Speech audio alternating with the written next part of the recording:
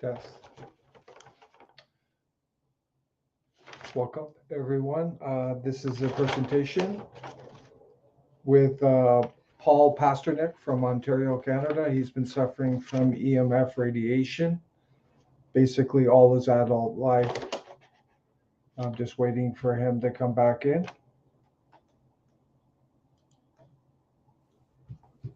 Welcome, Paul.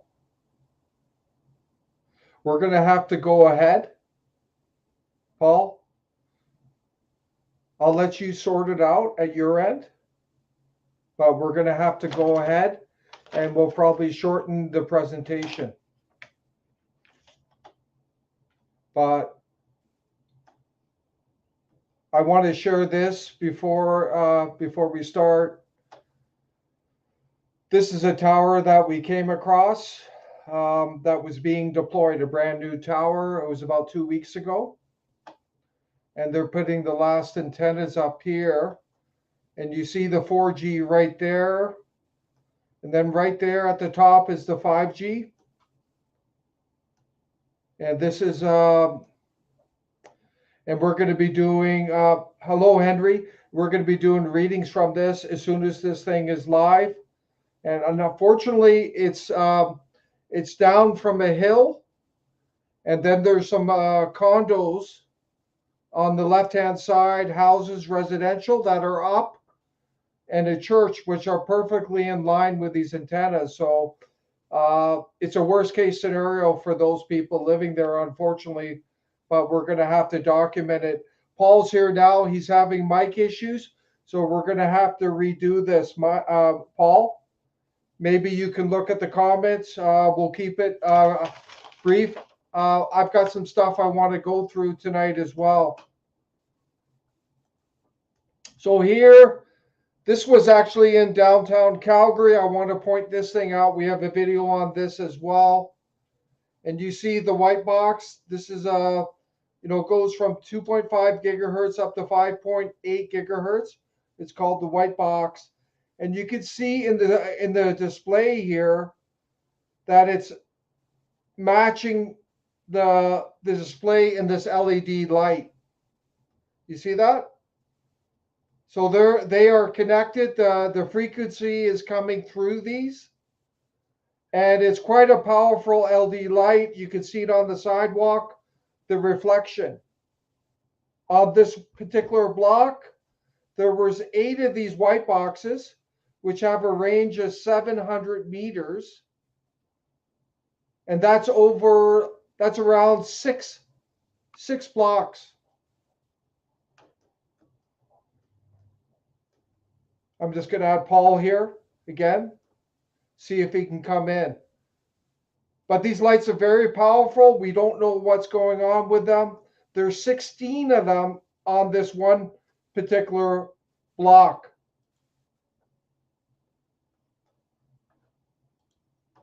There. So check the video out. This is some of the technology that's coming out. It's pretty bizarre. There could be mics, there could be cameras, there could be some kind of LED tracking device. Who knows? But it's quite concerning. This is all about the digital identity that's coming. And the important point from this is from the World Economic Forum.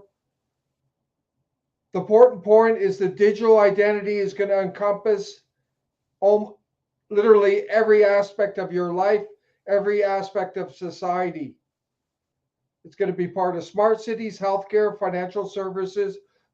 They call it food and sustainability, travel, mobility, humanitarian, e-commerce, social platforms, e-government. See, everything is being digitalized.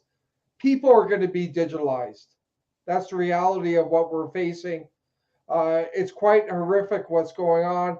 I never thought in my lifetime I'd be seeing this, but it is what it is. But these globalists, NWO deep staters, they have an agenda and they're trying to push it on all of humanity. Right now through the unipolar world, it's called the unipolar rules-based world order. So it's getting pretty much exposed. It's top-down dictatorship as far as we're concerned. And these establishment political entities are just, they just write the legislation and they deceive the people, basically. So this is what's going on. And here, this kind of shows you where they want to go with transhumanism. Yeah, I'm going to get to these comments, Paul. Excellent. But you see, this is kind of like propaganda, you could argue. They're viewing this as evolution. Eventually, they want to control everybody's mind through, it looks like it's going to be through EMF sensors, implants in your brain eventually. And they're already doing this with animals. There's a video that's been going around. I think it was from the BBC, quite surprisingly, how they're already controlling mammals, primates through sensors, stimulus, EMF to the brain. So they had a bull in one scenario. They were completely controlling it. They had a chimpanzees that they were controlling. So the next step is humans, right? So this is what they want to do. It's quite scary, the world we're in, quite frankly. But I want to talk about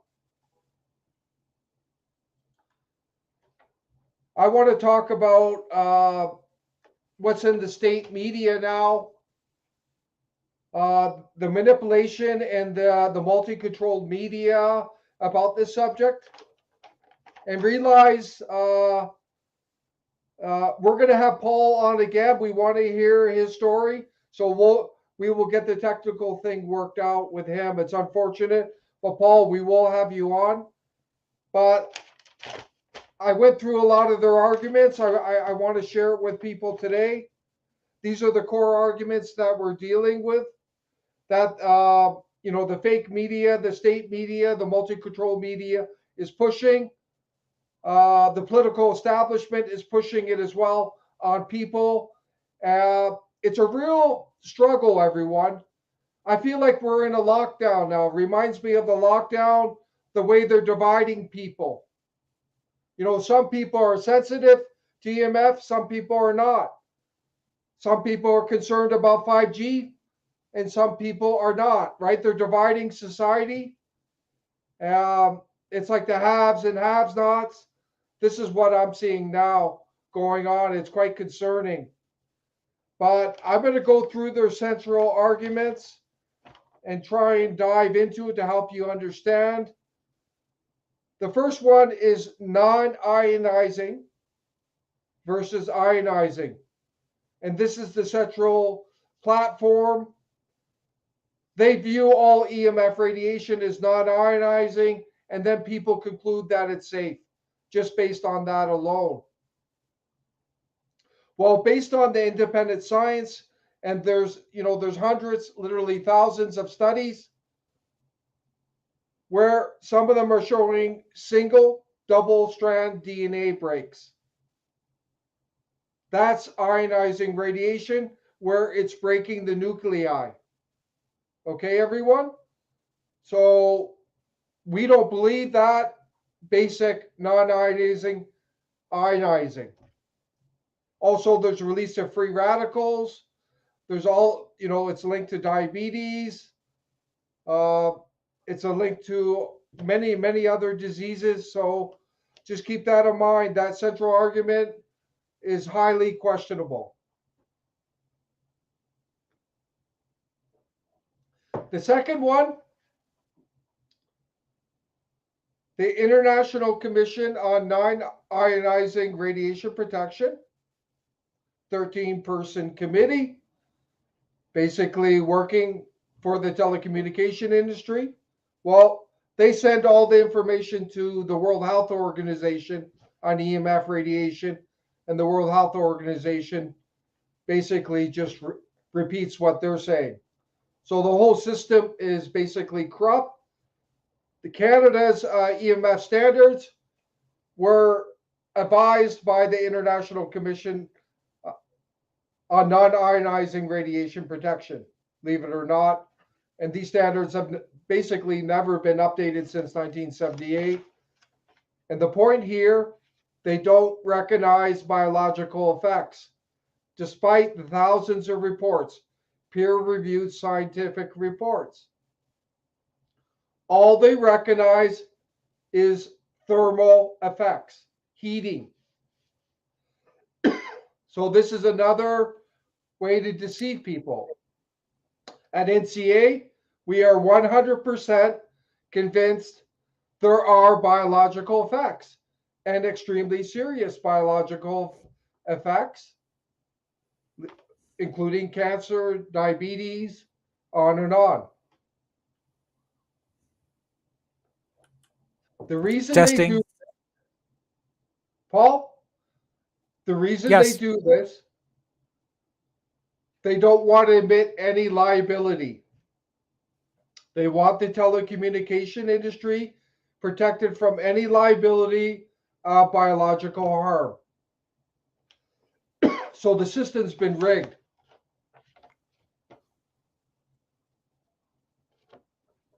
The third point here, and I've read this in the New York Times, basically deep state media. They're arguing that the skin shields EMF radiation, and therefore there's no effect from EMF radiation. Again, this goes against all the science that says there's biological effects. And you can see how they're deceiving people. And sure, there may be some shielding with the skin, but we know it gets absorbed in. Because if it's causing cancer, if it's causing organ disorder, it's going through the skin. Right? But that's what they try to tell people. Another argument that they use, EMF radiation, when it's emitted from these towers or from a modem, from a Wi-Fi, it reduces over distance and therefore there's no harm. So basically, this argument is a half-truth. Because EMF radiation, when it's emitted, it does reduce over distance quite a bit. The problem is it's coming out very powerfully, very strong from the source. So we've measured up to at least 500 meters, even up to 800 meters from towers with very high EMF radiation, well above the independent standards. Microwave, we measured up to 6 feet extreme radiation leaking from microwaves.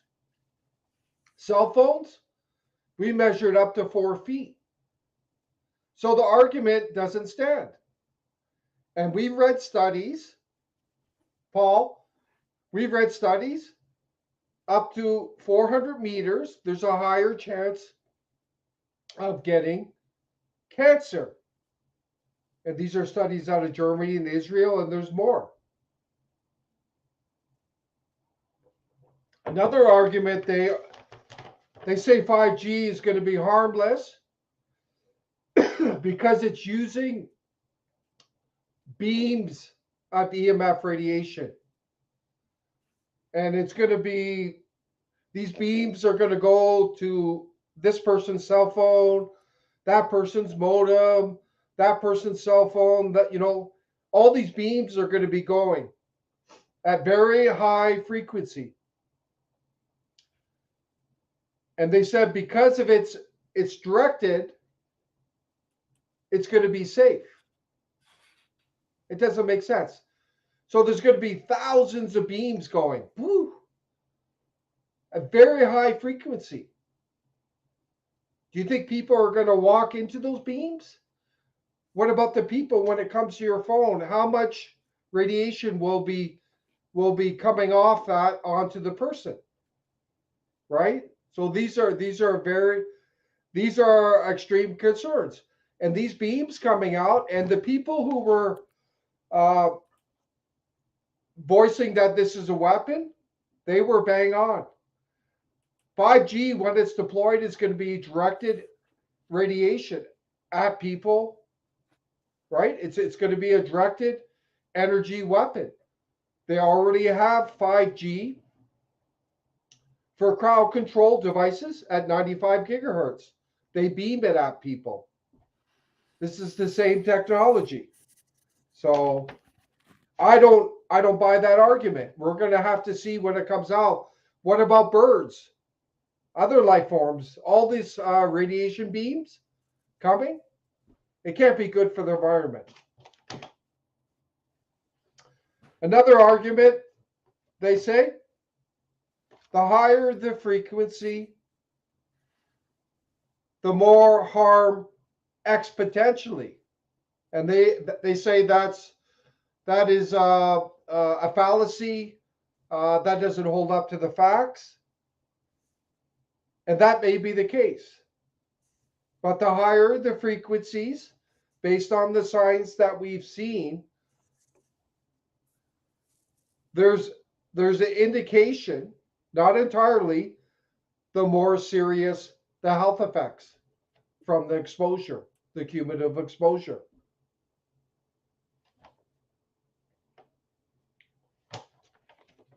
Another argument, they say, and this is from the telecommunication industry, everyone, they say the sun emits 1,000,000 times more radiation than these towers or other devices. And therefore, there's no harm from it. Again, this is what's called false equivalency. On one hand, they're talking about solar radiation, and they're comparing it to cellular radiation. There's apples and oranges. They're two different things.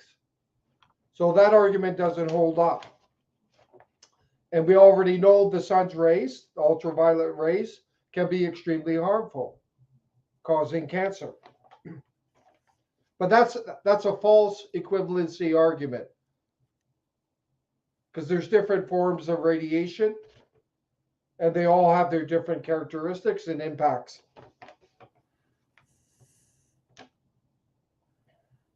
And then they argue health effects do not correlate with increased radiation. And they said there's no tangible evidence of that. Come on. We looked at cancer statistics. Yes, Rose, false equivalency. We look at cancer statistics since the 80s. Based on our research, they've more than doubled. And this is proportionally. Even though the population has grown since then, and it doesn't matter. They've almost doubled. And the danger here is they're going to cover up statistics. And we don't know the cause of death. It's kind of like we're in the lockdown again. People are dying and they're saying the cause is this when it was something else. People are dying and they say they died of that, but they never say they died of EMF radiation, do they? So we don't, it's a big unknown, right? And here's the big one. And I wanted to talk to Paul about this, and we're going to have him on. There's a lot of people who are what's called electromagnetic frequency sensitive, right? EMF sensitivity. I'm partly sensitive. I've been around the towers. I get headaches. I have oxidative stress around the towers. Other symptoms. Paul here today, he's been fighting it all his life. He's been running from it. It's literally defined where he lives. He's had to go to a remote rural area just to protect his health and well-being. He's one example of that. There's other people on that we hear about. So The World Health Organization, and get this, everyone, this is unbelievable, and it shows exactly what we're up against. The World Health Organization, remember, they get their orders, they get their information from the International Commission on Non-Ionizing Radiation Protection. And then they put it up there. The World Health Organization does not recognize EMF sensitivity. What they recognize is what they call EMF hypersensitivity. Hypersensitivity. And I was thinking today, it made me realize why they do that. Because what they're doing, it's like they're saying people who are EMF hypersensitive, they're kind of like a hyperactive kid. So the problem is with the people, not with the radiation. You see what they're doing? They're trying to say it's a psychological issue. It's really insulting to all the people who are suffering from it.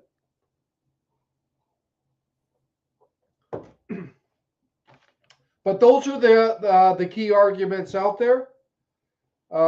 It's quite concerning, Paul.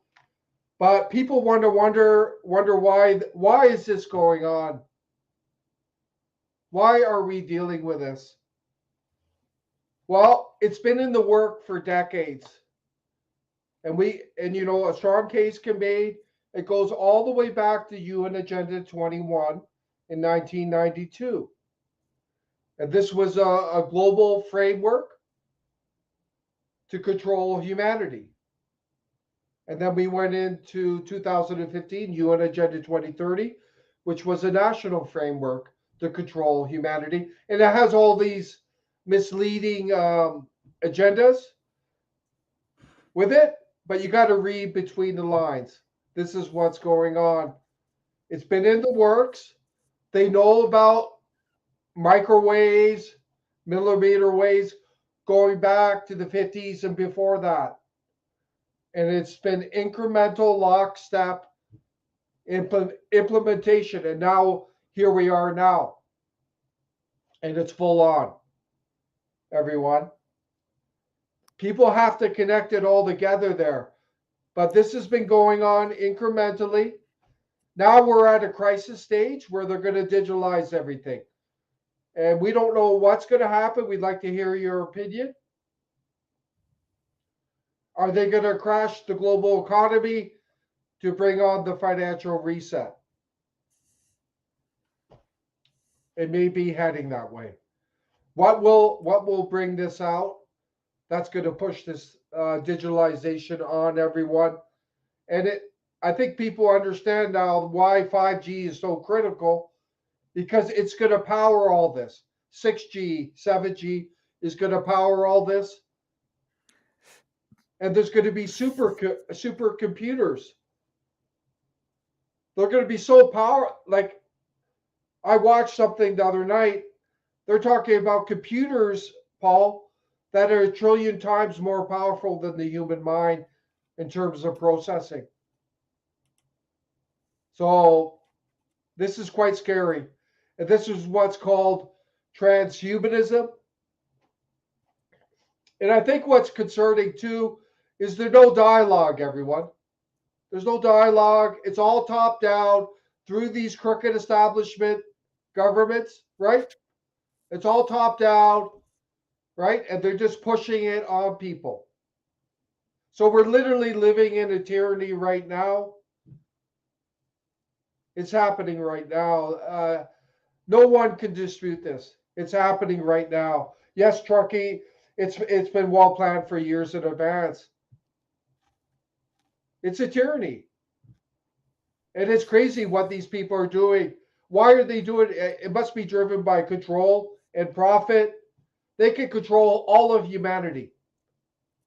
Once they get in people's minds and being able to manipulate people, control them, they control everyone.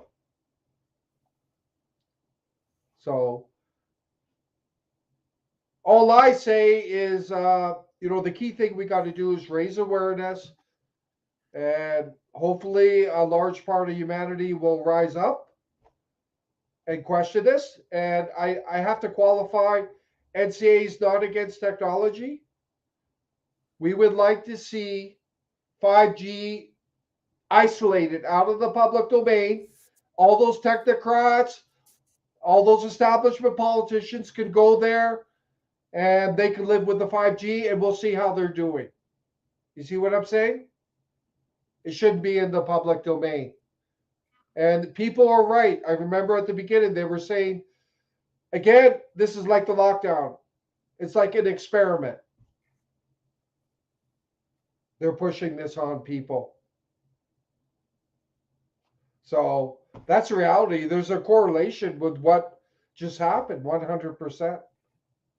So, but keep these points in mind of how they try to deceive people. But 5G is critical. 6G, they're talking about up to 300 gigahertz and beyond that. So the radiation levels are going to be unbelievable. I don't know how humanity is going to survive this. It's crazy what they're up to. Maybe it's a connects into depopulation. I don't know. We're going to have to see. But this is real. It's happening, and I know for myself. I think Ukraine has kind of exposed a lot. Just the stuff going on in Ukraine is insane, and it correlates with what they're doing with this agenda. You know, the stuff I've been watching there, you know, attacking a nuclear facility is insane. It's coming out of the Western deep state. They're arming neo-Nazis. You know, they just bombed a Ukrainian prison. Ukrainians just bombed and killed their own people. Like it's just insane. They're dropping banned cluster bombs on civilians.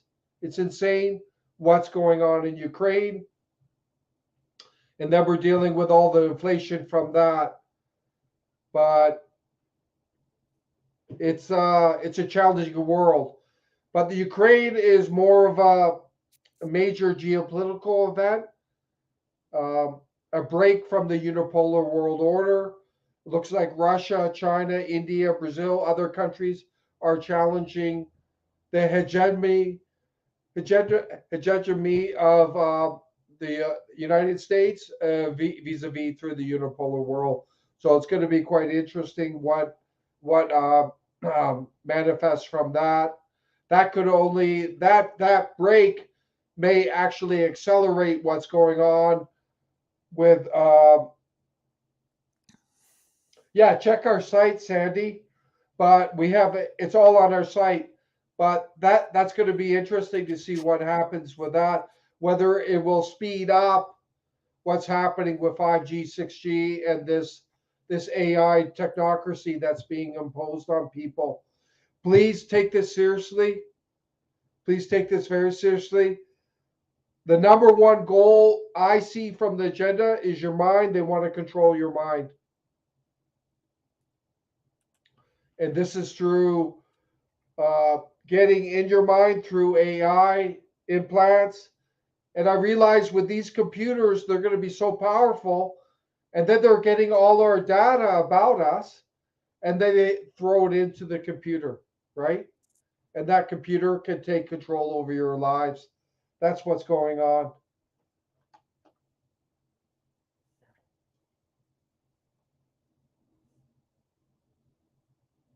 Yeah, I agree, Miles. I can't believe what's going on in the UK. The corrupt government's all over. I never thought we'd be living this. Uh, that I guess it's a good thing. It means that we're seeing through all the manipulation that are controlling people's lives, which is a good thing. It's sad. The values mean nothing. You know, the democracy, freedom, sovereignty, that's all just cover. cover when you break things down to their final root. So it's unfortunate. MK Ultra, indeed, yes, radiation. Look that up. And this is about getting in the brain and manipulating. So it's quite scary. It ties into what's bio digital convergence. We will post more on it. Very concerning what's going on. This is a struggle between humanism and transhumanism. And we should talk briefly about what's happening in agriculture. And that's another way to control people. They're take they're they're stopping the fertilizer. They're pushing up costs. They want people eating insects, right? So this is all part of the agenda. Ultimately, they want people eating out of lab dishes. That's more control of people.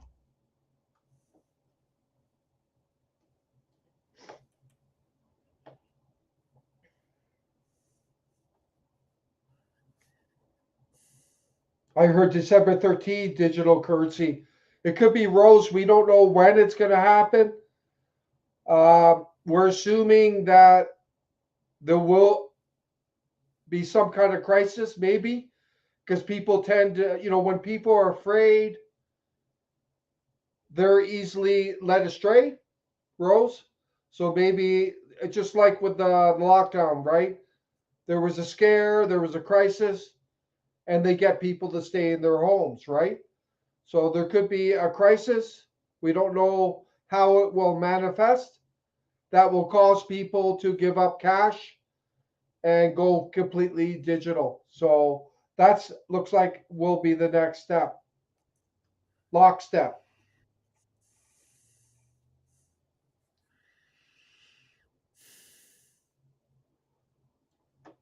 Yeah, we're not going to get into 5G and Wuhan, but we did see a report on that. We know at 60 gigahertz that there's severe oxidative stress to the point where people will be incapacitated. They won't be able to breathe. So that is a real concern.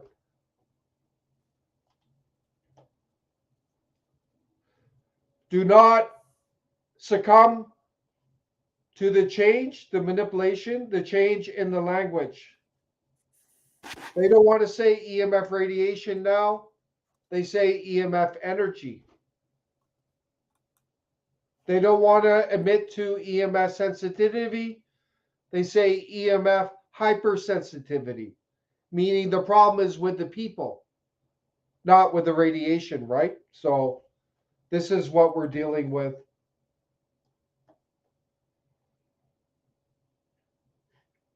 And Mary says, if the sun emits radiation, why the towers then?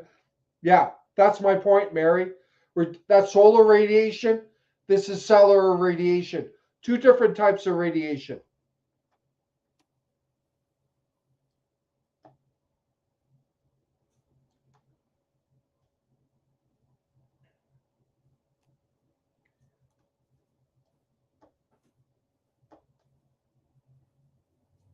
Yeah, I'm just looking through the comments. And this is Paul Gosling from New Zealand. He says every street light has a 5G repeater throughout New Zealand. We usually don't do it at the So same this time. is some of the technology that's that. Paul, are you on? Yes. Yes. Can you hear me, Yes. Can you add in? Steve? Yeah. You can hear me now. Yes. Great. Could you add to what I've been talking about? Absolutely. I can share, some points about myself and my experience more directly and viscerally dealing with the impact of microwave radiation. And I'm happy to do that right now. So, what I'll share about myself is that my own story of being impacted by electromagnetic fields, really that dates back to 2009. Would it be helpful if I talked a little bit about what electro-hypersensitivity is, and just sort of walk through those sort of basic No, steps? I would just get right to the point of what you've been dealing Okay, with, and sure. just be very direct and to the point. A lot of people Yeah, are informed here. very very informed. Okay. So essentially, my story is one in which I was living in a very dense urban environment in 2009, and I became symptomatic with a chronic pain and something called recurring. I was diagnosed with recurring corneal erosion, low tear production, and nausea. Again, I had no idea about EMFs at the time. However, as the symptoms began to accelerate through a different set of circumstances, we relocated to a small community, a small town, and within 3 months, those symptoms vanished. Now, I had correlated it with the medical treatment I was getting at the time, a specialized type of chiropractic treatment called network chiropractic. But anyway, what I subsequently discovered a number of years later is that when we get if we are symptomatic from electromagnetic radiation, when we get ourselves into a lower EMF environment, it takes about 3 months for the symptoms to fully resolve. So, in fact, what I'd correlated with medical treatment was actually just being in a lower power density, lower fields, because I was now living, instead of in a three at the top of a 3-story apartment, I was now living in a single family dwelling in a small town. Now, fast forward to 2012, I moved into a 10-story apartment building on a busy street with adjacent cell towers. And my symptoms were very, very bad. I basically developed something called chronic pelvic pain. I had nausea, poor sleep, fatigue, pressure behind the eyes, brain fog, loss of muscle strength, some loss of motor control, my legs buckling underneath me. The recurring corneal erosion I described, which doesn't sound like much, but when you wake up in the middle of the night with your low tear production, what happens is your cornea starts to stick to your eyelids in REM sleep, which is extremely painful because it's basically tearing the cornea. I had gastrointestinal problems, easily strained muscles with the slightest movement, and I could not lift more than 10 pounds without being in severe pain or chronic pain that would go on for several days. Again, because doctors know nothing about this, they have no concept of biophysics, which Dr. Jack Cruz, I would encourage you to check out his work, talks about. He's a very well-known neurosurgeon in the United States, and I'd encourage you to check out his work. So I go through all the pharmaceuticals, medical marijuana, nothing really worked. And then it was only through going out into nature, which is something I'm very passionate about, like going out into remote locations, I noticed my symptoms began to reduce. And at first, I wasn't sure it meant anything, but on a second trip to a very different location, again, I noticed relief, and then I began to do the research to figure out what environmental toxicity was causing this, because when I went back to the apartment building, my symptoms simply ramped up again. How I figured out it was EMFs was by doing something called grounding, which I'm sure many in the audience know about, whereby you stand on the earth barefoot so that you can have a conductive relationship with the earth and therefore ground and dissipate current. And some of my symptoms, particularly of nausea and pain, began to instantly dissipate. And I found some relief, but I was still suffering. And what I needed to do at that point was, after trying different gadgets and gizmos, EarthCom and different product lines, I realized I was still quite unwell and probably headed for disability. So I purchased in 2015, I purchased the acoustimeter AM10, which is for measuring power density from all microwave emitting devices. And I used that to measure what was going on in our apartment. Basically, it simply maxed out the meter. Was is a high end meter. I know Stephen has the exact same one. It's a very high quality meter, but it couldn't measure. There was so much exposure, it simply couldn't measure everything in the space. So the next step that I took was, it was just not cost effective to move, because when you move, you need to, when you're suffering from radio wave sickness, sensitivity, you have to move to a low EMF environment. Unless you can buy a single family dwelling or some unique situation, it's very challenging to do that. So what made sense was to simply shield the apartment. So I used graphite paint, radio foil, metallic window laminate, copper curtains, and a copper bed canopy. And within that, with this basically turning the apartment into a semi-Faraday cage. And with that, most symptoms were reduced or eliminated. I still had a pain issue that was resolved, that took another 1.5 years to resolve, that have been stimulated by the overexposure to electromagnetic fields. And this was an underlying chronic issue I had for years. One of the things that I've learned about EMF exposure is that the overexposure exploits any kind of weakness that you have in your body. So any other sort of underlying chronic condition will flare up and be exacerbated by that exposure. Now, for me, we moved from that apartment several years after shielding it. We used the same meter to search out and find a safe single family dwelling in a smaller town, and it was shielded. It had lots of trees around it, close to the ground. Of course, when you're living anywhere above the first floor, in any urban environment or subdivision, the higher up you go, the more your exposure, usually because of cell phone antenna mass. So about 2017, we found a beautiful small home backing onto a nice green space, and we had a very low EMF exposure. I didn't need to do too much shielding there.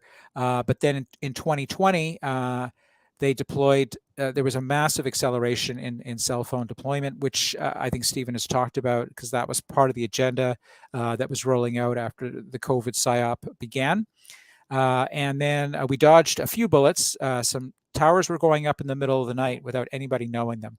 In our case, they put 3 antennas on top of an apartment building. Of course, it's a low-income apartment building for people on low income and disabilities, next door to a junior school. It's like a grade school. So there's 3 antennas placed on that. And basically we experienced a 200-fold increase in power density exposure to our home 2 blocks away. And so this then really forced our situation, me being symptomatic with brain fog, pressure behind the eyes, poor quality sleep, and fatigue. I'd be lucky if I felt good 1 day per week. So we finally just went the ultimate route, as Stephen said at the beginning, which is to simply go full rural environment, and that's what we've done, and that's why my symptoms resolved moving into our house, which is surrounded by trees and has aluminum siding on it. And as soon as we moved in, we put a steel roof on. One of the reasons to put a steel roof on is, of course, because of the satellite exposure is continuing to accelerate. So we wanted to have that coverage. And trees also offer enormously good coverage. So we're buffered from our neighbors on either side by banks of trees. So those are some of the things that I've talked about that's been part of my experience. And I'm happy to talk a little bit more. I don't know if the audience wants to know about some of the more practical, immediate solutions, or go into more the 5G, like things that you can do in your home to reduce your exposure, to maintain your health, to abate this kind of agenda, like you said, to control the mind, which is directly correlated with how many wireless devices we are exposed to in our private residence. Yeah, Paul, I just, there was a couple of questions. One lady was asking, um, when you went into the rural area, uh, was Y- there any residual harm to you after you Can you? recovered? Oh yes, I have a full resolution of all symptoms. I Okay. am. I've never, in short, I've never felt. I haven't felt this good in uh, probably a couple of decades. Could you mention the eye injury? Someone was asking, you were mentioned your eye injury when you were sleeping. Yes, What, what is it called? recurring. It was diagnosed as recurring corneal erosion. It's due to low tear production. Could you repeat that? Just Uh, yeah, it's called the condition that I had was diagnosed as recurring corneal erosion. So because the tear production was low, it was not, the eyes were not being properly lubricated, uh, and therefore they were drying out. So people can experience, there's so many symptoms, um, you know, uh, it's kind of mind-boggling. And what is to know, your symptoms will depend, of course, on your body, its particular weaknesses, challenges. It will also depend on the kind of the frequencies that you're exposed to. That's why with 5G, for example, we're going to see different frequencies rolled out in different cities, even though some of the perhaps the modulation and pulsation will be similar. Because it's different frequencies, those different frequencies will resonate with some organs more or less than other organs. And that's why we may see strange eye injuries in Toledo, and terrible stomach issues in Los Angeles, just as an example. So that's what makes it harder to find a consistent pattern around the kinds of conditions that people will experience yeah, due to this overexposure. yeah. Now, I do I want to did. make it clear Okay. that percentage-wise, we've got 35% of the global average, global population has a significant sensitivity. Most people, that's millions, hundreds of millions of people when you start looking at those percentages.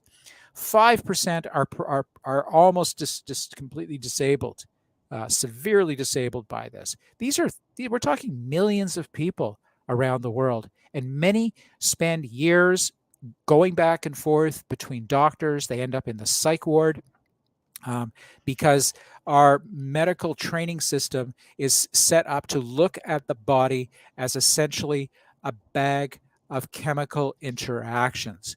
And yet, the truth is, and we all know this, is that we are bioelectric. So the synapses fire; those are electrical currents, right? We are made up of that. And because they don't teach that in medicine, people who have the kind of sensitivity that I have, unless they're very proactive, they are, or have a miracle of running into a doctor or some medical practitioner who has looked into this, are just not going to know what to do. As Dr. Jack Cruz says, doctors need to be grounded, or medical practitioners need to be grounded in a basic understanding of physics and biophysics to be able to notice what's going on. Now, I'll give you an example of being more aware of what's going on in your environment. Prior to the COVID psyop, there was a regular flow of stories about people dropping dead on airplanes. Okay. What had happened in the previous 3 or 4 years is that Wi-Fi routers were installed on the planes, and now people were allowed to use their phone and electrical gadgets. Okay. So basically, people flying now were flying in a microwave oven, like, and being cooked like pieces of steak. And so there would be these inexplicable stories of children, perfectly healthy children, dropping dead on these planes. No explanation. Now, children are more susceptible because they have a high water content, they have a much lower bone density, they're just smaller overall. And so those are the kinds of things that are happening. Also, what was happening on planes is that there was, I'm sure maybe people have read the stories of kind of all this acting out on planes, people yelling at each other, getting into fights on planes. So there's the getting back to your point about mind control and behavioral modification. There are documented neuropsychiatric effects of these electromagnetic field exposures, and certainly I think it's a good case in point if you look at what's been happening in airplanes that have brought these high density electromagnetic frequencies on board the planes. Okay, Paul, I just want to stress to everyone that the serious health effects is from a cumulative exposure. It could be over 5 years, 10 years, 20 years, 30 years. So what Paul did, he removed himself. So at least he stopped that accumulative exposure. Paul,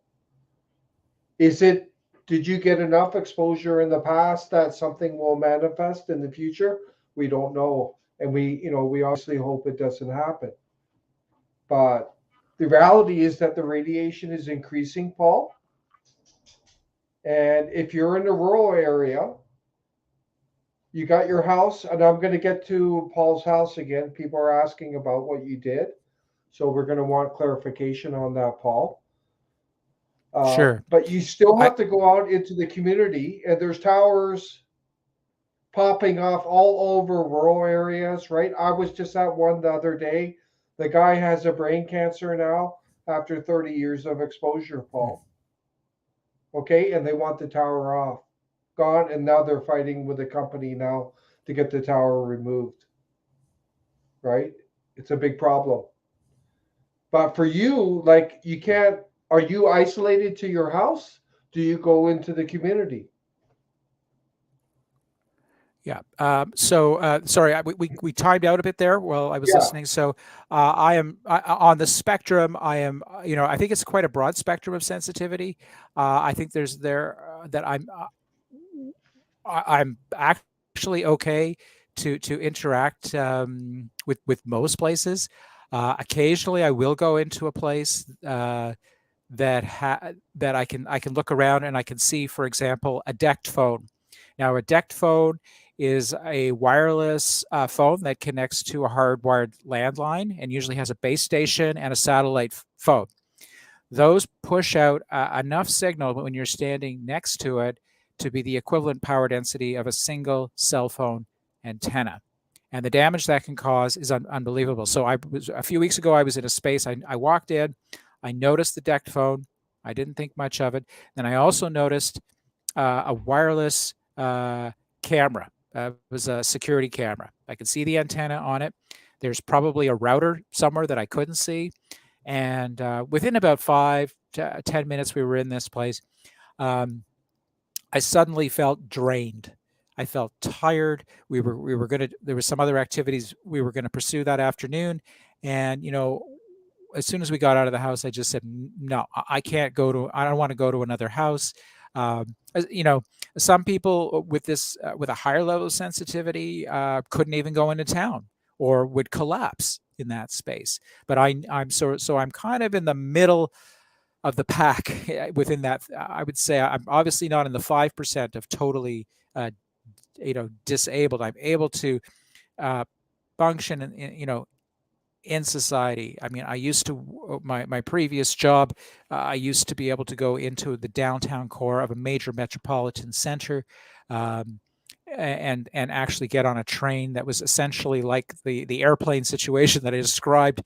I could survive that because my sanctuary, my home, was relatively low EMF. So everybody's going to be a little bit different. Like you said, you get some slight headaches, and you're okay with putting like a metal garbage can over your Wi-Fi router, whereas I have everything CAD cabled, and there is no signal emissions from our place. Someone did ask about earlier about like what did I do to treat the environment when I lived in a large urban center, and graphite paint was critical. Having a copper, basically like a mosquito tent that I slept under. This is probably the most critically important issue if you've never, regardless of your level of sensitivity, because sensitivity only is the ability of the five senses to figure out something's up, right? If you don't, it doesn't matter. If you can't sense it, it doesn't matter. You're still having the same biological and health effects. So the most important thing, my single biggest message is when you sleep at night, have all of your emitting devices out of your sleep space. That's absolutely critical because our body goes through a whole organic, natural detox process. Cleans out all the garbage, the oxidants. This is when everything happens. If you're in an environment, if you're sleeping in a heavily saturated EMF environment, and even not heavily saturated, even mildly saturated, your body is under stress constantly. It cannot have that full recovery and clean out that you need, that we need every single night. So that's the key, is get the devices out of the bedroom. Now, some people are really attached, a lot of people are really attached to their phone. And even people who are very EMF sensitive, when they discover this, are just stressed out about the idea of having to give up their phone. But give it up at night. And if you must be in contact with somebody, a family member who's ailing or elderly parents, something's going on, put that phone outside of your room and put it on the loudest setting for the ring. So that if it is an urgent situation, then you can find a way to lower your environment and still be able to care for and connect with family or friends. Yeah, yeah, I'm gonna add on to that. Then you can add. But what we say, Paul, is be aware of your environment, where you live, what's around you. Are there any towers? Are there any small cell antennas? And what's the Wi-Fi signals coming in? What's going on in your house? Are there smart meters? Are there any other smart devices that are contributing to the EMF level? And someone commented it, because you can't turn off the smart meter or the smart meter on your gas or your hydro, Paul. So obviously in that scenario, you would have to shield it with some kind of metal mesh, ideally. And I think with the smart meters, the best thing to do, Paul, a lot of people shield them on the outside, which is fine. But I find the worst radiation is coming through the wall. So ideally, you want to shield it on the inside of the smart meter. Doing on the outside, that's going away from your house, right?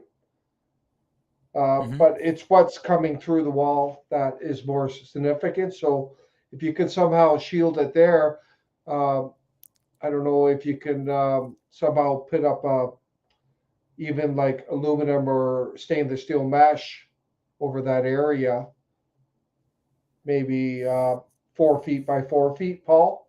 That would provide a nice shielding effect there.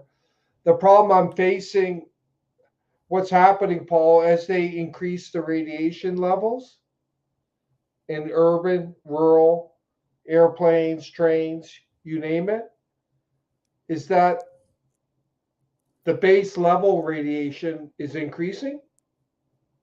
So it's like the frog in the boiling water analogy, Paul, is that the radiation levels are increasing, even just overall. Yeah. And that's a real concern. Uh, what's terrifying to me, Paul, is what's coming. Like this deployment, like this is nothing what we have right now compared to what's coming, right? And they're only going to intensify it. And the grid, I call it the 5G grid or the EMF grid, is going to tighten. So what's going to happen, Paul, when people can't get away from it? Are they going to be completely debilitated? Because there could be a Yeah, I mean, this situation. is No, but like we're getting to the yeah. point where, like, even when I'm walking my dog, like, there's towers, I can't avoid them, and there's base level radiation, and I don't like them. I walk by them, I get a headache, right? So that's what's happening. How are we going Yeah. to get away from it, Paul? Well, this is where the public awareness comes in, and starting to really just doing start. We're not going to be able to. Running is delaying, but ultimately, yeah, it needs to be confronted, and it needs to be called out for what it is. And to some of your points earlier, we're governed by Safety Code 6 in Canada. There's similar guidelines in the United States and essentially everywhere, almost all over the planet, which says that there's no there's there's no biological effects until it heats tissue. Which, as you've already mentioned at the start of your talk, there are thousands of peer-reviewed studies showing profound subthermal biological and health effects. We have the Food and Drug Administration 20 years ago commissioned a study by the National Toxicology Program to study exposures on, I know you know this, of rats or mice for 2G and 3G. They actually, when they commissioned the study, they thought this would be enough to put the whole issue to bed, like as in they would prove that it doesn't do anything. And of course, those studies that came out, initial results came out in 2016, and more cogent and robust. This was a gold standard testing. It had all the money to do it right, and all these mice were exposed to was the carrier wave, and the cancers, schwannomas, all these different cancers, were very easy to spot at elevated levels in the mice who were exposed compared to those mice who weren't exposed. So that's just the carrier wave. One of the things that I think it's important to consider too is like the meters that you and I have, the AM acoustimeter, AM10, and some of the other similar, less or even more expensive ones. What they don't measure is modulation and pulsation. Okay, and the modulation is basically what the waveform looks like. And one of the things they're doing with 5G and of course eventually with 6G and all this stuff is, in order to pack more data onto the carrier wave, they're having to modulate the signal to do that. And they're also using other types of extreme ELF. They already are doing this with Wi-Fi routers and things like that, extremely low frequencies that have other biological effects. So when I was referencing the National Toxicology Gold Standard Program, these mice weren't receiving, phone calls or texts. They were just getting the carrier wave beamed at them. They weren't getting the data. And this is something that someone like Dr. Jack Cruz, other people like Professor Martin Paul have talked about, that, and Deborah Davies too from Environmental Health Trust, that the changes in the waveform are extremely distressing to our body, even at low power densities. And I had a lot of trouble understanding this as a non-STEM, like non-sort of science person. But Deborah Davies, accomplished and well-recognized epidemiologist, has worked for the United Nations, done a lot of stuff. She said what she started doing was doing this. So this is what a cell phone signal might be like.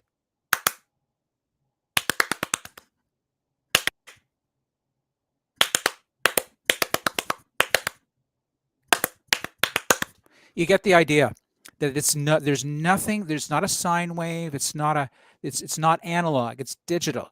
So it's constant dissonance and disruption. And although, I'm not sensitive enough, and thank goodness, to notice that, but at a cellular level, our bodies register it, and it's extremely, and has biological and health effects that are, according to Dr.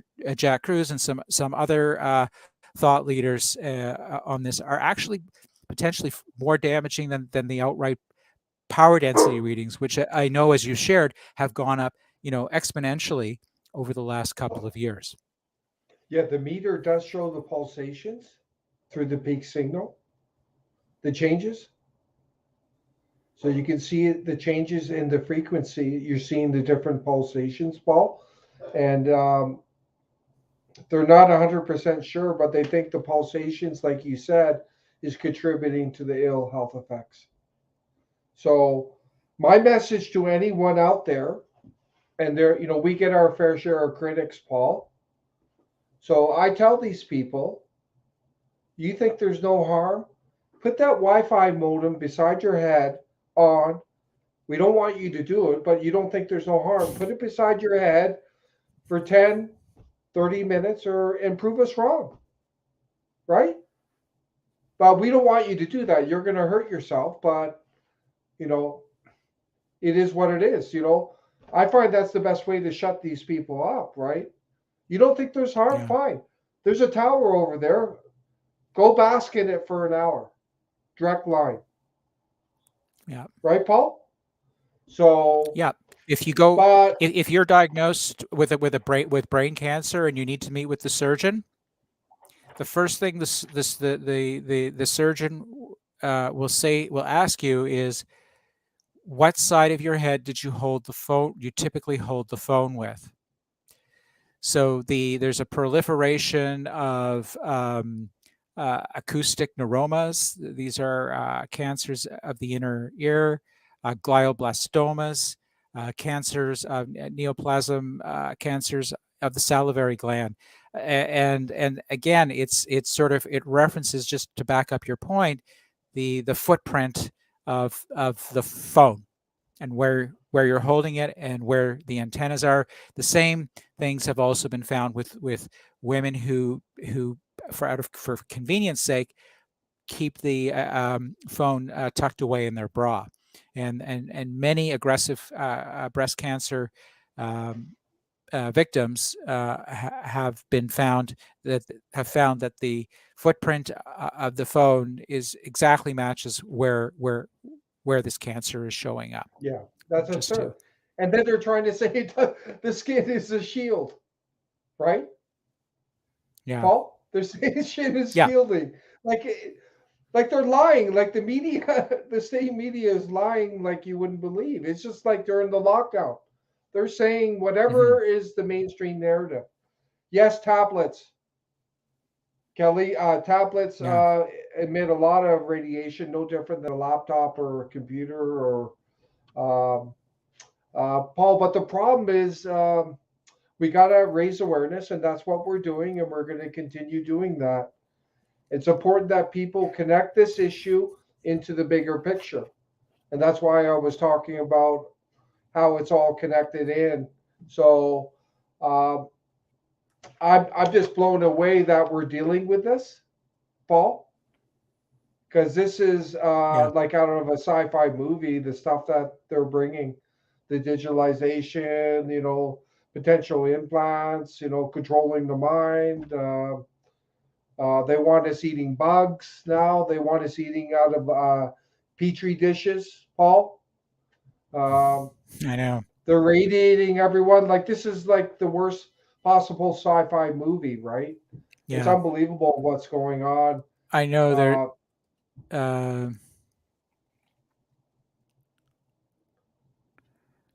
Yeah, what's that, Paul?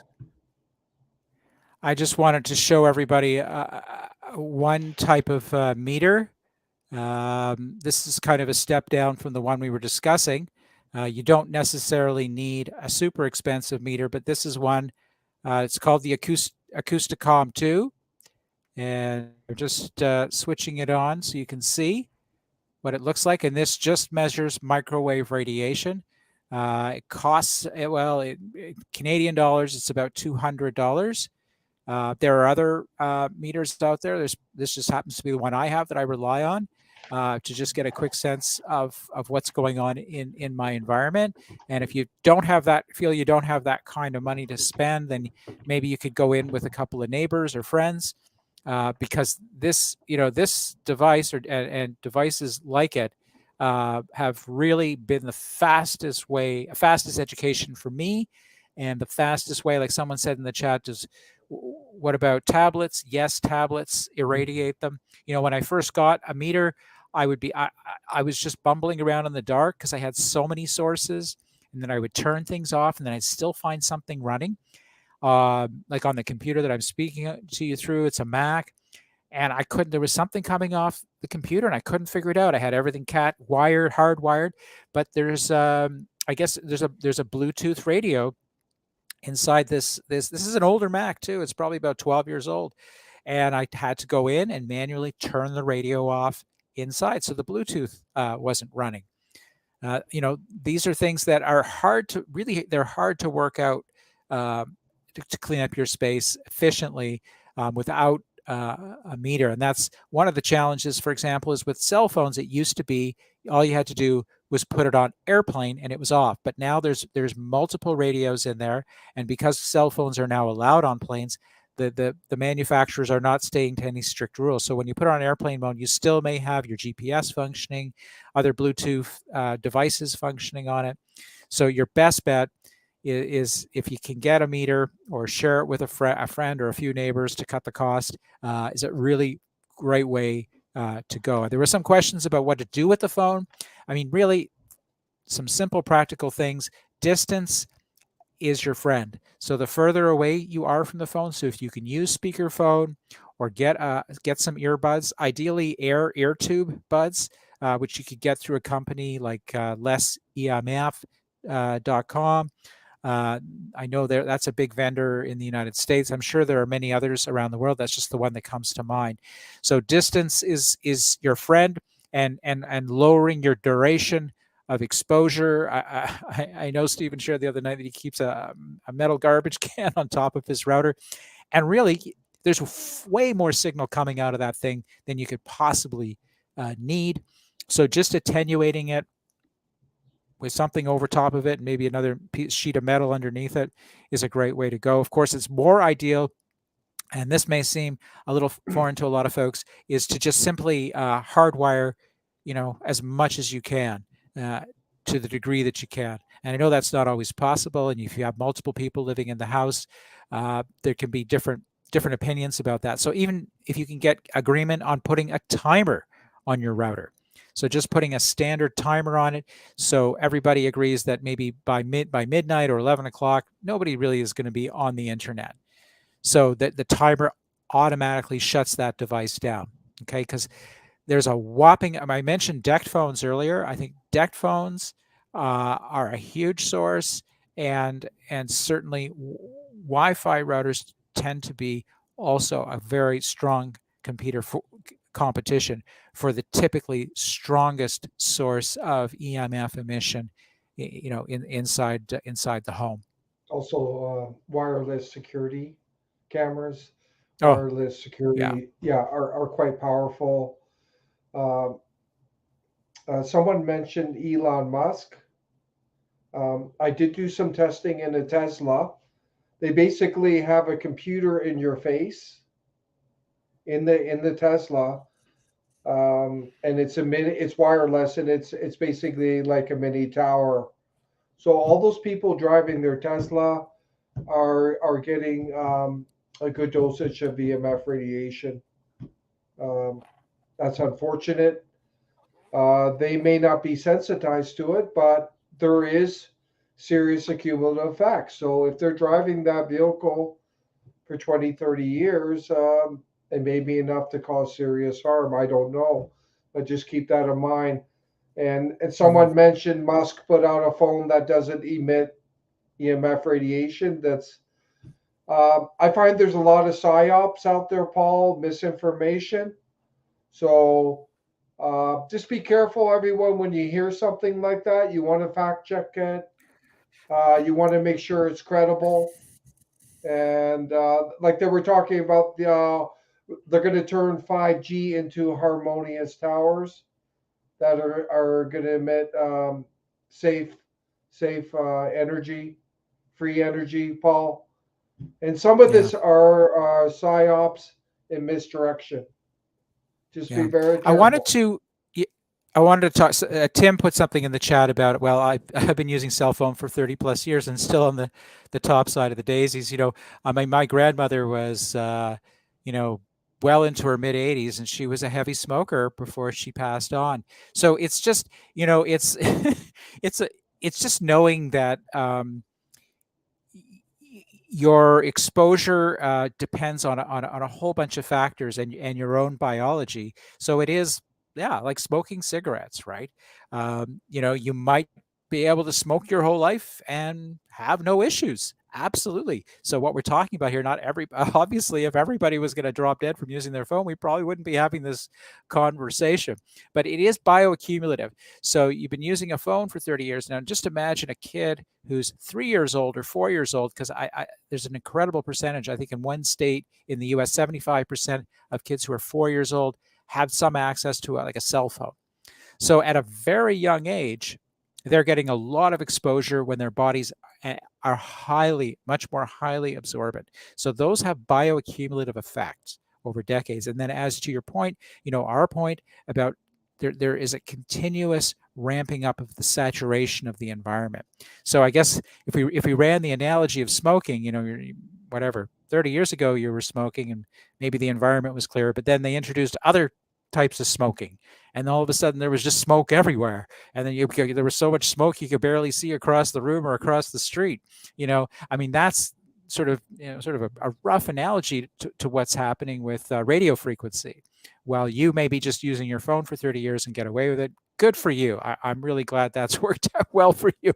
But we are into a situation where the saturation levels are getting so high that when you add in more and more sources, that we're just simply getting to a point where everybody has their tipping point. Okay, it's one naturopathic doctor described it as a total load. So what my total load is, obviously, compared to Stephen, I have a much lower threshold, right? So, but that is going to change with continued rollout of more signal. So even though like Tim might have like a way bigger threshold than I could ever dream of having, but after like say a bank of smart meters gets put in his apartment and they put a small cell right outside his bedroom, I really hope that doesn't happen. I'm not trying to put that out there, but just as an example, your total load goes way up, and suddenly you went from everything was fine with the cell phone to, gosh, I don't really feel so good, you know. Yeah, no, that's a good point. I don't think we can cover everything, but we covered a lot, Paul. Yeah, And we can do a follow up on this. And but sure. we would like everyone to take this seriously. As Paul said, the problem with this, it's for most people, it's silent, it's odorless. There's tons of misinformation about it, right? Health Canada, other organizations, these establishment politicians. Oh, there's no harm. The telecommunication is pushing it. So there's a lot of forces out there that are encouraging it. And I think your analogy of smoking is really good because the EMF radiation pollution is increasing, Paul, and we can see the base levels. The average, like a major urban environment, if we look at the acoustimeter here, you're going to be probably around 1.5 volts per meter peak signal base right across the board. Yeah, And that's yeah, increasing. But if you go to a rural area, you're going to be down to remote rural area, you're going to be about zero point 0.5. And that's yeah, residual EMF that's leaking over to that area. But in the urban environment, it's very high. And it's just increasing, increasing, increasing. And they've only started these rollouts. So we want people to take this seriously. And, what we say is be aware of your environment, avoid the exposure, and that may mean avoiding going to certain places, avoiding living in a certain area. and then shield if necessary, Paul. Mhm. And could you, we're going to close it down now, but could you run through the shielding options? There's a lot of scams out there, Paul, Yeah. Um, but yeah. So with shielding, we're looking at basically um, some kind of metallic materials to block signal. There are many devices and gadgets and gizmos. I think some of them may provide some symptomatic relief and may have some bioactive effects. Um, but I would be, just skeptical cautious. because the problem with those devices, and some of them may be good. I don't know about. There's so many out there, and I'd especially watch out for the ones who are charging thousands of dollars for little pendants and whatnot. Is that it may give us a false sense of security and continue to expose ourselves with impunity, which could have damaging effects. So for you if you want to get shielding is really the last resort. So it's expensive. It can be quite expensive depending on how much you're doing, and you're also you're cutting out also the healthy or life-giving frequencies of the earth, because you're really blocking out a lot. So I don't suggest it lightly. I suggest it for people who are really seriously wanting to maybe make their sleep area safe, or are very sensitive like myself and need to do more extensive shielding just to keep going. And that would be things like graphite paint, uh, radio foil, and also there's curtains that are made out of mostly like 95% copper, 5% silver. And there's laminate for windows that has metallic material in it to block signal. So those are some of the those kind of products. Now, if you're going to get into any kind of shielding, having a calibrated meter is absolutely essential. And I would work very closely with a subject matter expert. Now, for me, I worked with a company called Safe Living Technologies in Guelph, Ontario, who are one of the people there. They're certified building biologists, and they could advise me, because you can also, if you don't shield correctly, you can actually create a problem whereby if you don't completely seal and you have some leakage, that signal is going to bounce around and magnify in that space. So it's very important to know that. And the other actually really important point, more obvious and important point, is that once you shield a space, you are committed to not having any wireless devices in that space. Otherwise, do not shield, because you will simply, what if you've got a cell phone or a tablet, in that space, that signal can't go out through a wall. It's just going to bounce around, and you're going to be just swimming in an even bigger soup of electromagnetic fields. So those are things to really consider before you shield the space. Are you committed to really keeping the wireless devices completely out of that space to ensure that it is safe? Does that Yeah, sort of cover it, Stephen? yeah, that's a really good point. And one thing I do, I've talked to people about these mesh, stainless steel mesh cans, which provide quite effective shielding. I measured up to 80% reduction, Paul, Yeah. in the EMF. Yeah. Another thing people should do, uh, turning off your phone is okay, uh, but believe it or not, the phone is still actually on, Paul, and emitting EMF radiation. So I find the most effective mode is airplane mode. So keep that in Yeah. mind. And when I'm walking, I don't want my phone on, in my pocket live, radiating my body. So I Yeah. put it on airplane mode, and when I want to use it, I keep at a distant distance is your friend, right? So keep it away from you. The problem I'm facing, as most people are facing, these small cell sites, these towers are ubiquitous. They're almost every couple of blocks now, Paul. And I don't want to be at the point where I have to wear a suit to go outside. You know what I mean? EMF suit to protect myself. But maybe 20, 30 years from now, it may come to that, Paul. People are going to, which would be a real travesty if that Yeah. happened. But on the planes is a big issue, Paul. You can't Mhm. control that environment. So, what do you suggest there? If you're on a train or a So plane, a plane, trains, a like plane. I mean, it's. I don't even know what to suggest because um, it's horrible. I mean, it's really, the best. If you're concerned about it, you could.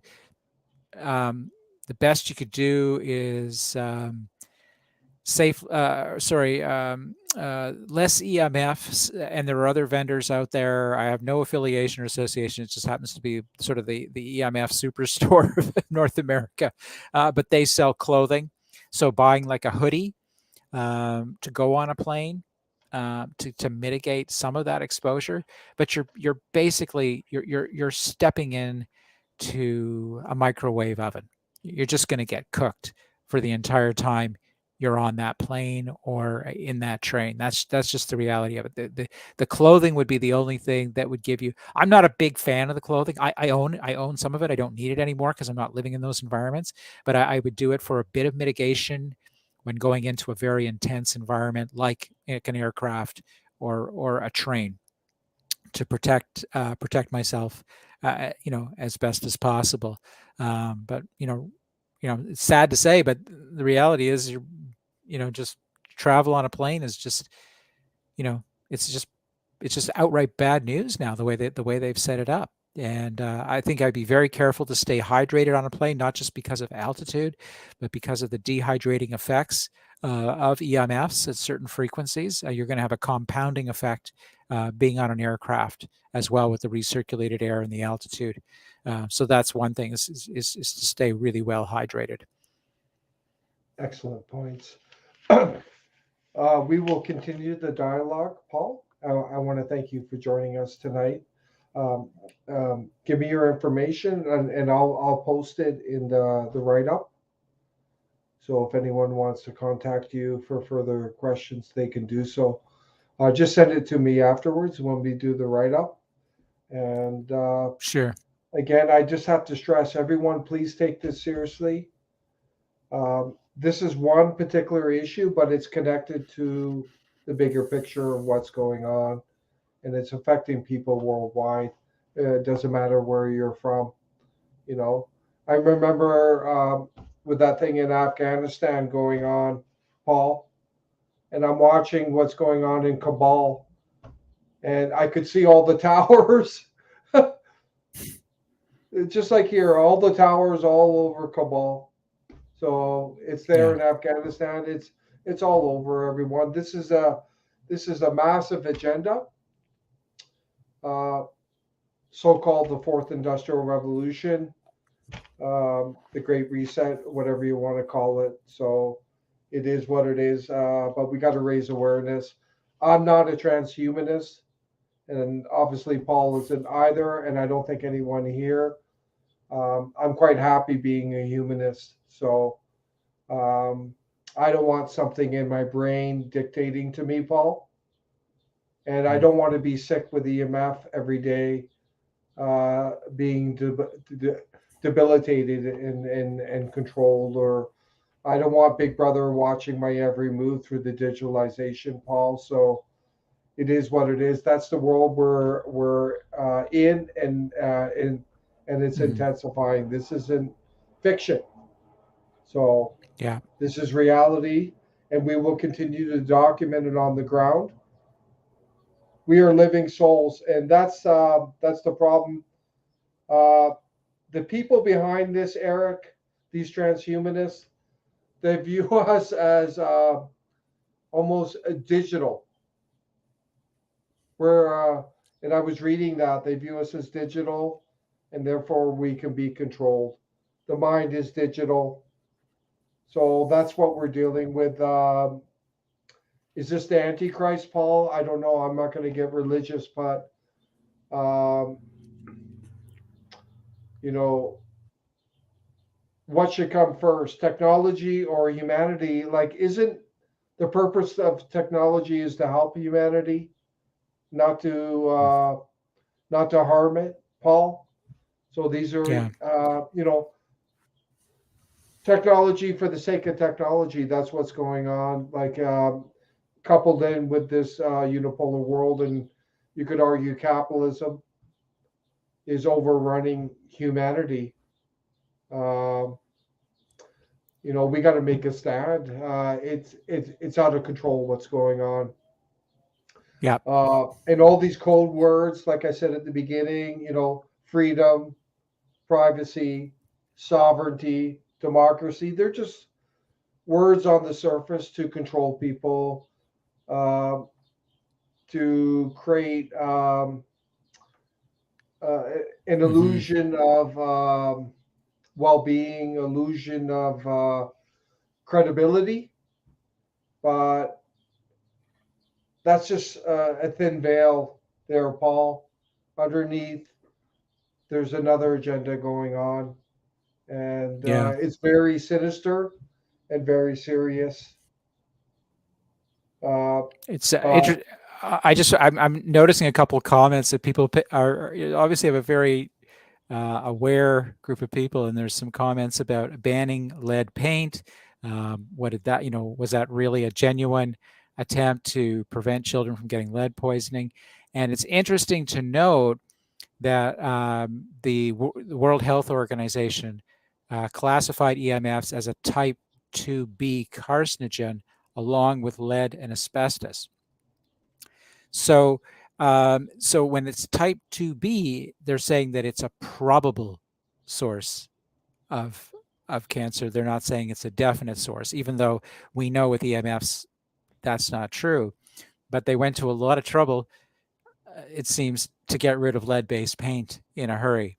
And I think we all know, since it blocks signals, there was obviously a higher motivation to get it out. I don't think it was about saving children who were who were licking the walls.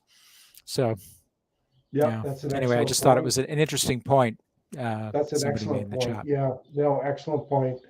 But we will meet up again, Paul, and we can Yeah, because this is ongoing. There's developments every day, and we will continue to monitor and what's going on for the sure. ground. There is a new tower that went up, and I will be visiting that very shortly.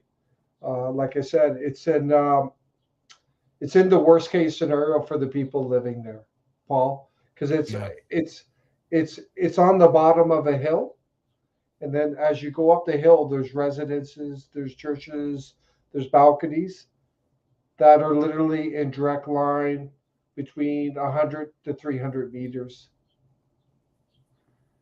These people are going to be just getting soaked in EMF. Yeah. It's a tragedy for those people. So it is what it is. And I just want to add one last thing because this has been coming up a lot, the geoengineering, Paul. Can you briefly connect the dot from geoengineering to EMF radiation? Are you able to? Well, I mean, the geoengineering and the EMFs, I think, are, we're getting into some pretty weighty subject matter, because that's I mean, there are a whole bunch of things going on with chemtrails. Essentially, we've got uh, military command control, communications, and computer warfare. Uh, these are Skylinks, and you also have weather warfare, weather modification for military purposes. So certainly, from what I've read, I am not a subject matter expert in this area, so I'll just put that out there. But from reading some of the writings of Clifford Carnicom, who's probably the single most knowledgeable person that I'm aware of, who's done direct research on chemtrails. It appears that the cell towers do work, in conjunction with the HARP program, which is the high auroral. This is where they use the beamforming technology to ionospheric heaters. So the towers do play a role in shifting and moving weather patterns to suit particular weather outcomes. It's honestly, in a certain sense, it's really beyond my pay grade, but I do know a little bit about it. I think we're talking about a very sophisticated level of science. I know a number of years ago, there's a book written by Dr. Rosalie Bertel called The Weaponization of Planet Earth.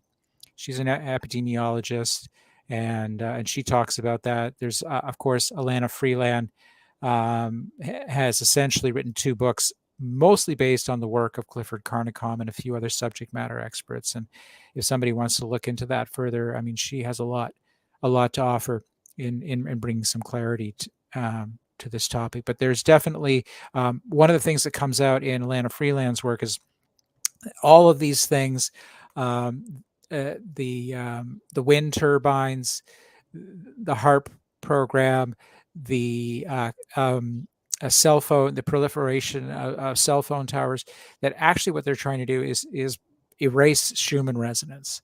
They're trying to completely change the entire frequency of the planet. And I think it sort of relates back to something you were talking about earlier in terms of literally controlling everything and everyone on this planet. And I think that's part of the agenda. I mean, we know wind turbines are almost economically make absolutely no sense whatsoever in most of their deployments.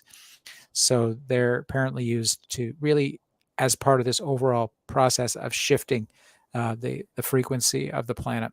So it's a very big topic and is a little bit beyond my pay grade. So I won't venture too much into it. Okay, I want to thank everyone. We look forward to having another dialogue with you, Paul. Thank you for sharing tonight. Thank you. Likewise, Stephen. It's been a pleasure. Yeah, Excellent. really great stuff. Excellent.